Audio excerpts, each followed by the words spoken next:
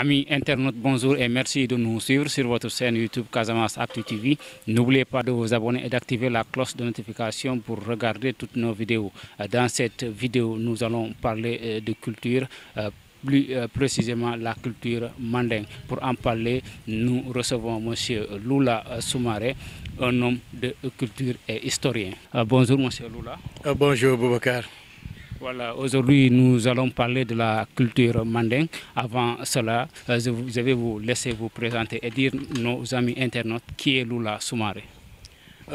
Lula Soumaré, je suis non seulement homme de culture, je suis historien aussi, mais aussi Lula est un homme, est un cultivateur, hein, c'est qu'on peut dire à la vérité.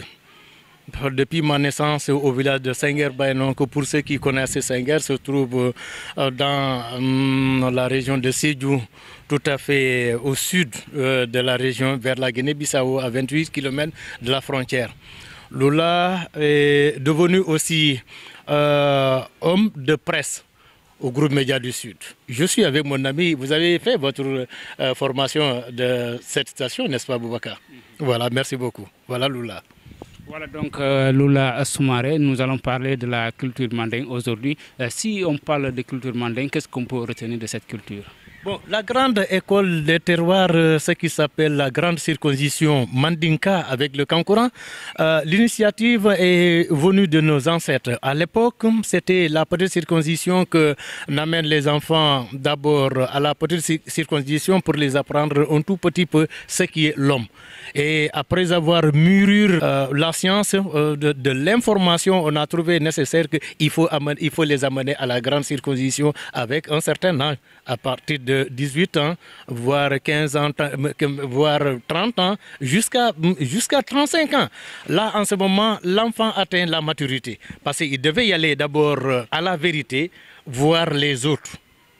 C'est-à-dire, comment parler avec les sages? Comment être dans la société? Qu'est-ce qu'une personne? Il y a personne, il y a personnage et personnalité. Dafa melni quand on dit en Wolof, ité, yité, ak nité. Donc c'est ça. Nous, Mandingue, on a trouvé nécessaire que la grande circoncision, c'est la grande école des terroirs. Amener les enfants à la circoncision, c'est-à-dire de les apprendre ce qui de la société. Comment parler avec les gens? Comment être avec les gens, comment regarder, comment marcher, comment s'asseoir, tout ça, ça s'apprend à partir de l'école. Et aussi de les apprendre de notre religion. Que ça soit la religion catholique, mais je crois que les musulmans n'ont pas, les Mandingues n'ont pas encore adopté à ce que les non-musulmans aillent à la grande circoncision mandinka. Parce qu'on apprend tout là-bas et ça fait partie de notre culture. Non seulement de notre culture, mais aussi de notre religion. Alors cela a fait qu'aujourd'hui, cette valeur est en train de mettre dans la boue. On allait même dire que ça y est dans la boue. Et c'est ce qui n'est pas normal. Parce qu'aujourd'hui, dans notre société, quand tu regardes les enfants, en regardant même, nous, on n'a jamais accepté que les enfants regardent dans les yeux d'autrui. Auparavant, quand un étranger vient à la maison, on te demande, après le départ de l'étranger, on te demande, mais qu'est-ce qu'il a porté? Quel boubou a-t-il porté l'étranger qui vient de partir? Tout ça, c'est pour piéger les enfants. Et est-ce que vous avez fait la remarque de regarder les gens dans les yeux? Alors, gare à toi quand tu diras, il a porté un boubou avec une couleur verte ou une telle couleur, là tu seras puni. Et cette punition, c'est des frappes. Mais quand cela a perdu sa valeur aujourd'hui, on dit aux enfants, comme ce que fait à l'école des Toubab, le maître se met devant pour dire aux élèves, suivez-moi, regardez-moi. Nous, dans notre coutume, regarder dans les yeux des grands, c'est une mal-éducation. Alors la bonne éducation, c'est de ne pas regarder dans les yeux, mais c'est d'écouter avec l'œil de l'esprit. Et non seulement les yeux, mais avec l'œil de l'esprit et en baissant toujours la tête. C'est ce que nous connaissons. Et c'est pourquoi il y a des signes à la circoncision qui est toujours resté dans notre tête. On te dit, cancran, cancran, avec la calebasse, tu dis rac, rac, et tout de suite on te dit, ça c'est quoi? C'est de regarder toujours en bas, de ne pas regarder dans les yeux des grands. Et on te dit, ça aussi, il ne faut pas parler dans un milieu où tu n'as pas droit à la parole. Même quand tu as droit à la parole, Tu parleras, mais toujours en baissant la tête. Et on te dit, ça c'est quoi? C'est de connaître d'abord les yeux. Quand tu regardes dans les yeux des gens, tu seras, ah, là, est-ce que je devais être là? Est-ce que je suis bienvenu? Est-ce que je ne devrais pas être là? Alors, ces trois sont, si nous devons l'écrire, on peut y aller jusqu'à plus de 32 pages. Et cela a fait, cette circoncision aujourd'hui, nous, ça a perdu beaucoup de valeur. Même, ça joue même dans nos mariages. Aujourd'hui, tu vois, les gens se marient, on ne les a pas préparés le mariage. D'où la grande circoncision, on te prépare aussi le mariage. Parce qu'on t'apprend à connaître d'abord la société, comment aller avec les gens. Et là, on te dit, quand tu te maries, l'homme, toi, ta femme qui viendra, tu n'as pas droit à insulter sa maman. Tu n'as pas droit à insulter son père. Tu n'as même pas droit de l'insulter, surtout devant tes parents. Donc, l'homme n'a pas droit de dire quelque chose à sa femme devant ses parents, encore moins ses grands frères. Ça, c'est une maléducation. Mais la femme aussi, on la prépare de l'autre côté parce qu'aujourd'hui, avec, je ne sais pas pourquoi, les Africains ont accepté que les femmes n'aillent pas à la circoncision. Même si peut-être ce qu'ils pensaient de l'autre côté ne se feront pas parce que nous, on a horreur d'en parler. Mais tout ça, c'est pour les préparer aussi au mariage. Parce que ça joue aujourd'hui. Regardez, les mariages sont devenus comme, comme si ce qui est bon semble à nous. On se marie aujourd'hui, demain, on se dit au revoir. Parce qu'il n'y a pas de préparation, il n'y a pas de bonne formation. Et cela, c'est une grande faute pour nous les Africains. Parce que avant l'arrivée des Toubabs, ça nous a trouvés avec notre école. La preuve avec la charte de Kourkan-Fouka. Mais quand le Mandé demandait l'Assemblée générale en 1236, là, en ce moment, qu'est-ce qui était là-bas? Il n'y avait pas de blanc. L'écriture était absente. Mais ils se sont organisés pour maintenir cette assemblée et nommer des gens et dire voilà les fonctions que vous devez exercer si vous le voulez. Mais aujourd'hui, c'est comme si l'Afrique a honte de ses valeurs, c'est-à-dire de notre culture. Ça, c'est une grande honte pour nous.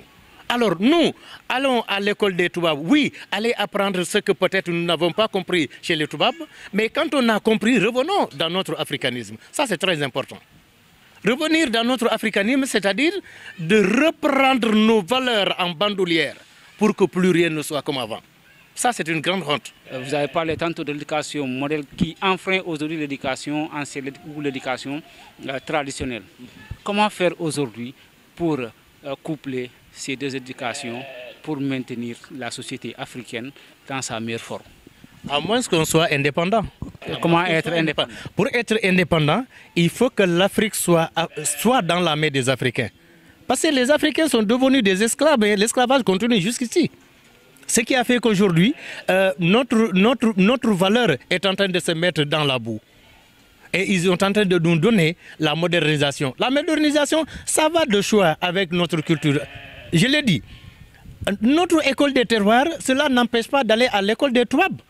Nous avons vu avec Amadou Hampateba, qui avait choisi en un moment d'aller à l'école des Toubabs, mais sa mère lui a dit, Amadou, reviens apprendre le Peul aussi. Vous avez assez appris le Toubab, mais reviens apprendre le Peul. Et le jeune Toucouleur, aujourd'hui, je l'appelle le patriarche, qui a accepté cela pour aller à la circoncision. Et aller même apprendre le Pulaar. Et qui a contribué à beaucoup de mots français, aux Français même, comme avait fait Senghor. L'essence-série, la quincaillerie, tout ça a été ajouté aux Français par Senghor. Donc, tout cela, les Africains doivent être dans notre propre autonomie. Mais cela, aujourd'hui, c'est malheureux pour nous. Quand tu dis quelque chose, on te dit, mais tu n'as pas droit de le dire parce que ce n'est pas modernisé. La preuve, tout ce qui est bien est occidental, tout ce qui est mauvais est africain.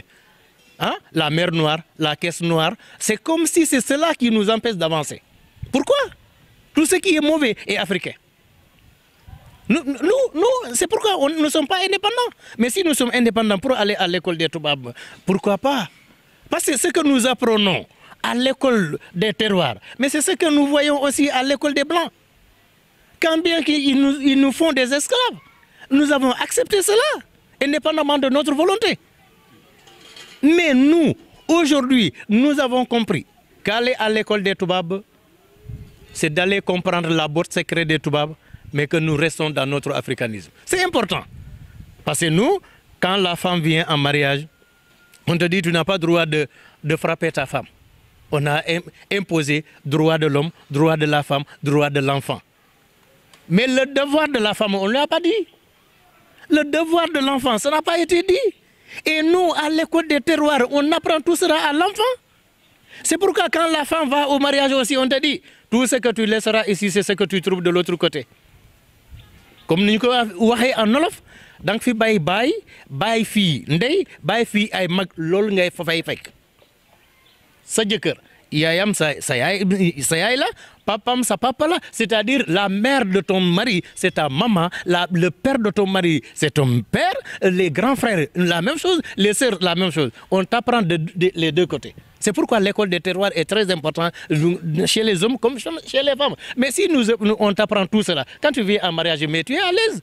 Et c'est pourquoi, à la grande circoncision, ça a été bien dit avec les Mandingues dans leur chanson. Ando ibatero muibaletio ando ando sa ando ifatero muifaletio ando ando sa. C'est-à-dire la grande circoncision, chaque chanson a une signification. Ce qu'on te dit là, les frères de ton père, ce sont tes petits, si on peut l'appeler dans notre jargon comme ça, excusez-moi, aujourd'hui on les appelle des oncles. C'est mon oncle. Non, nous on te dit, le jeune frère de ton père, c'est ton petit père. Mais quand tu le dis aujourd'hui, on dit il a gâté le français. Il ne devait pas le dire. Il devait dire que ce sont tes oncles. Mais tes oncles, nous arriverons à cela. Mais les frères de ta maman, ils sont quoi à toi? Là, ce sont tes oncles aussi. Donc, regardez, notre société, on dirait qu'il a perdu sa valeur. Tu ne peux pas savoir si c'est le jeune frère de mon papa, si c'est le jeune frère de ma maman, ou le grand frère de ma maman, ou le grand frère de mon père. Tout ça, on les appelle à un seul nom. L'oncle. Tout le monde est oncle. Et étant donné à l'école des terroirs, on a le jeune frère de ton papa, on l'appelait Baba Dinding, le petit père, le petit papa. Ce qui veut dire, ce sont les jeunes frères de ton père. Les grands frères de ton père, on les appelait Baba Keba, c'est-à-dire tous les grands frères de ton papa. Les frères à ta maman, on les appelle comment? On les appelle Mbari, c'est-à-dire mon oncle. Que ce soit le petit frère comme le grand frère. On les appelait comme ça. Mais maintenant, les sœurs à ton père, les sœurs à ta maman, on les appelait comment? Les gens oublient cela. Ce ne sont pas les anciens qui ont abandonné cette éducation traditionnelle. Si les anciens ont abandonné, nous ne serons pas là aujourd'hui. Ce que je suis en train de vous dire, ça, je l'ai appris à partir de nos ancêtres, à partir de nos communicateurs traditionnels, à partir de nos sages, à partir de nos grands frères, à partir de nos papas. Donc, l'école des terroirs, c'est comme ça. Mais surtout nos communications traditionnelles. On vient, on te dit ce qu'a fait ton père, ce qu'a fait ton grand-père, ce qu'a fait tes arrière-grands-pères. C'est ce qui nous a amenés jusqu'ici. Pourtant, je vous ai dit tout à l'heure que la charte de Kourkanfoka, l'écriture était absente. Il n'y avait pas de caméra. Hein? Mais qu'est-ce qui nous a appris tout cela aujourd'hui? Ce sont les communicateurs traditionnels. Ce sont nos sages, ce sont nos papas, ce sont nos griots. Mais aujourd'hui, ces griots-là ont perdu leur valeur. Parce que tu ne verras jamais un griot qui est allé apprendre auprès de notre griot. Ils ne le feront pas. Ils ne le feront pas. Alors il se lève aujourd'hui, il a un djembé, il a deux quilles, il a des koras ici, il se lève. Or, les gens aujourd'hui, tu les demandes comment est venue la kora, il ne peut pas te le dire. La kora a commencé où? C'est au Mandé. Quand ça arrivait en Guinée-Bissau ici, avec 7 cordes. Mais au Mandé, c'était une seule corde. Tu sais, la corde là, ça signifie quoi? Allah subhanahu wa ta'ala. Lui qui se suffit à lui-même, généreux par excellence. Mais quand c'est arrivé en Guinée-Bissau avec 6 cordes. 6 cordes, vous savez ce que ça signifie? Je vais vous le dire. Mais quand c'est arrivé en Gambie, c'est là où la kora a eu 7 cordes. Et c'est devenu à 12 cordes. Et aujourd'hui, on la retrouve avec 21 cordes. Tous ces 21 cordes viennent du Coran. C'est pourquoi la culture mandinka, que j'appelais ainsi, la majeure partie, la plupart, c'est quelque chose qui est sorti du Coran même. Aujourd'hui, quand tu l'appelles ceux qui sont moins que moi, de la génération, on te dira le balafon même est pour les balantes. Or, le balafon même est mandé. Le balafon, c'est pour les mandins. Aujourd'hui, les hommes de culture ont pensé à archiver l'histoire de la culture, mais aussi l'histoire des peuples de la Casamance. Tout à fait. C'est la mission de Lula aujourd'hui à la presse, ou encore des presses. Parce que ce que je fais ici, quand je vais en Gambie, je suis obligé d'aller à la radio pour voir la communauté mandinka, bien avant qu'on soit en 1888, que l'Afrique a été partagée par 6 pays, voire 7 ça d'ailleurs. Mais nous, on n'avait pas d'écriture. On n'avait rien. Mais quand les Toubabs sont venus nous diviser, avant qu'ils viennent, l'Afrique était comment? Et pourtant, nous disons que les Africains, nos ancêtres n'ont pas été à l'école des Toubabs. C'est ce qui nous a pénalisés. Mais aujourd'hui, l'école des Toubabs, c'est comme si ça nous a divisés. La preuve, quand tu es dans la maison, on trouve un seul salarié qui nourrit plus de 30 personnes à la maison. Et dès qu'il est à la maison, il n'est pas là-bas. Sa femme est supportée par ces gens, ses enfants sont supportés par ces gens. Mais dès qu'il perd cet emploi, mais c'est fini, on le dit. Certains disent, ah, nous savons qu'il terminera par ça. Et parce qu'il a tout donné ça aux femmes. Est-ce qu'à la vérité, c'est ça? C'est pas ça, c'est pas bon, c'est pas humain. Et c'est pourquoi nous, à l'école des terroirs, on les apprend à être intégrants, de donner ce que peut-être vous avez, de contribuer à la nourriture de la maison. C'est important. Mais si tu le fais aujourd'hui, demain tu le fais, quand tu deviendras un chef de famille, mais ça devient facile chez toi aussi. Mais si cela n'a pas été appris, alors là on se dit, bon, tant pis pour lui, hein? Tant pis pour lui. Et demain, ses enfants deviennent quoi? Ils deviennent orphelins. C'est ce qui n'est pas normal. Donc nous, à l'école des terroirs, je crois que les gens doivent cesser cela. On dit aux gens de ne pas se marier avec 2 femmes, avec 3 femmes. Pourquoi cela? Pourquoi? On a dit droit de la femme, droit de l'enfant, droit de qui? Mais c'est droit. Mais les gens ont dit mariage précoce, grossesse précoce. Mais Dohan précoce n'a pas été prise en charge. Et les gens le font tous les jours. Et nous, à l'école des terroirs, on dit aux enfants, ah, attention, il ne faut pas toucher l'homme jusqu'à cet âge. L'homme aussi, il ne faut pas toucher à cette femme. Moi, j'ai dit, j'ai vu des grands frères qui vivent ici à Ziguinchor, qui nous ont dit, nous, à notre temps, on passe la nuit avec des femmes sur le même lit. Tu n'oses même pas la toucher.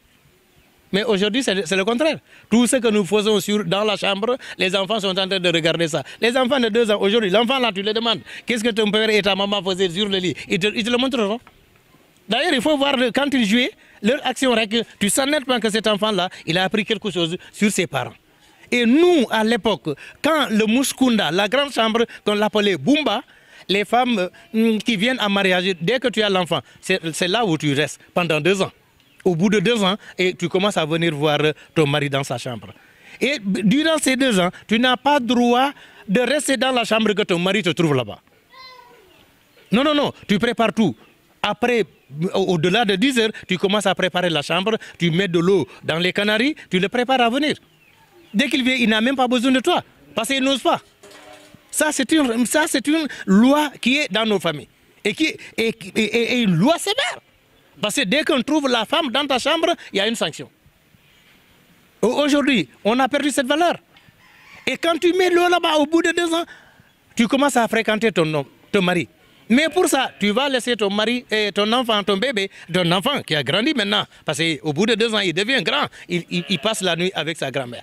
Dans la grande chambre, que l'appelait Bumba. Et toi, à partir de 23h que tu viendras voir ton mari, à partir de 5h du matin, tu commences à rallier la grande chambre des femmes. Alors ça, aujourd'hui, c'est pour préparer l'enfant qu'il ne connaisse pas ce qui est en train de passer entre ses parents. Mais aujourd'hui, c'est le contraire. On te dit, il faut que tu sois ensemble avec ton mari. Pourquoi? Hein? On n'aura pas la baraka. Il n'y aura pas de barca. Et voilà, aujourd'hui, où trouver cette culture? Approchez-vous aux hommes de culture, aux communicateurs traditionnels, aux griots, surtout aux sages. Mais pas n'importe qui, parce qu'il y a des sages aujourd'hui qui ne connaissent rien dans leur communauté. Il y a aussi des communicateurs traditionnels qui ne connaissent rien dans leur communauté. Il y a aussi des griots qui ne connaissent rien. Parce qu'aujourd'hui, les gens ont refusé d'apprendre. Ils ont refusé de l'apprentissage. Pourquoi cela? Nous, on a vu à l'époque, on te dit, celui-là est en train d'apprendre. C'est un apprenti griot. C'est un apprenti communicateur traditionnel. C'est un apprenti cela. Et là, on t'enseigne tout ce que tu as besoin. Tu as ça. Mais aujourd'hui, quand un griot vient ici ou un communicateur traditionnel vient ici, qu'est-ce qu'il te dira? Il ne connaît rien. Il ne te dira rien. Depuis la charte de Kourkan-Foka à 1236, tout a été dit là-bas. Et là, il n'y avait pas de blanc. L'écriture était absente. Mais aujourd'hui, ça, c'est une honte pour nous. Hein? Nous, ça, c'est une grande honte pour nous. C'est à nous de reprendre notre drapeau en bandoulière pour que plus rien ne soit comme avant. Voilà, donc l'émission est à présent terminée. Alors, quel appel lancer à l'endroit des autorités ou à l'endroit de la nouvelle génération pour conserver cette éducation traditionnelle? Cela, je crois, les gouvernants devaient nous aider dans notre communauté. De laisser la circoncision chez les hommes comme chez les femmes aussi. C'est important. Ça, c'est une préparation de la génération future. Mais aujourd'hui, même nos mariages, ça se finit comment? Parce que les gens se rencontrent sur la route, on s'aime, on se marie, on vient voir les parents, on te dit, ah, si vous êtes d'accord, il n'y a pas de problème, mariez-vous. Si vous vous mariez, quelque temps après, Souma Hamon, si je savais. Je ne savais pas que tu étais comme ça. C'est comme ça que finissent les mariages. C'est parce que ça n'a pas été préparé. Parce que les enfants se voyaient maintenant sans les parents. Et il vient, il se marie. Alors maintenant, qu'est-ce qu'il y a? C'est pourquoi je lance un appel de grâce à la génération de s'approcher aux gens qui connaissent, de liser. Parce que nous avons des Africains qui ont fait des ouvrages sur la culture africaine, sur l'histoire africaine. Pourquoi aller enseigner l'histoire des États-Unis, l'histoire de l'Europe? Qu'est-ce que nous connaissons de l'autre côté? Ils n'enseignent pas notre histoire. La preuve, ils nous ont dit, réécrivez votre histoire. La réécriture de l'histoire générale du Sénégal. Ça, c'est une honte. Nous attendons que l'Occident nous dise faites ça et qu'on se lève tout de suite pour le faire. Pourquoi? Donc, aller à l'école des Toubabs n'a pas de valeur pour nous. Ça, c'est une honte. Réécrivez votre histoire. C'est pour nous dire que tout ce que vous connaissez de votre histoire, c'est nous qui vous l'apprenez. Mais si c'est à vous-même, réécrivez votre histoire, nous allons voir. Et c'est là où je disais aux enfants, si quand on va dire des datations à 1800 tel, à 1200 tel, on dira, mais ça, ce sont nos dates. Ça, c'est toujours nous. Donc, qu'est-ce que vous avez appris à l'école à votre école des terroirs? Nous avons des temps forts. Les temps forts, c'est quoi? C'est-à-dire de dire, ah, attention, quand à la grande circoncision de Tendouk, à la grande circoncision de Tchokessil, à la grande circoncision de Senghor. C'est comme ça. Non, quand il y avait ce moment-là, quand il y avait ça, c'était les temps forts que les Toubabs ont calculés pour donner la date à nos temps. Voilà, donc nous vous remercions, M. Lula. Merci, c'est moi qui vous remercie. Merci à vous, les internautes de Casamance Actu qui nous suivez sur votre émission. Là, je vous dis au revoir et merci de nous suivre. N'oubliez pas aussi de vous abonner pour regarder toutes nos vidéos et vous pouvez nous consulter sur le site www.casamanceactu.com. Merci également à Seynabou Sané qui était derrière la caméra pour ces belles images que vous voyez. Merci et au revoir.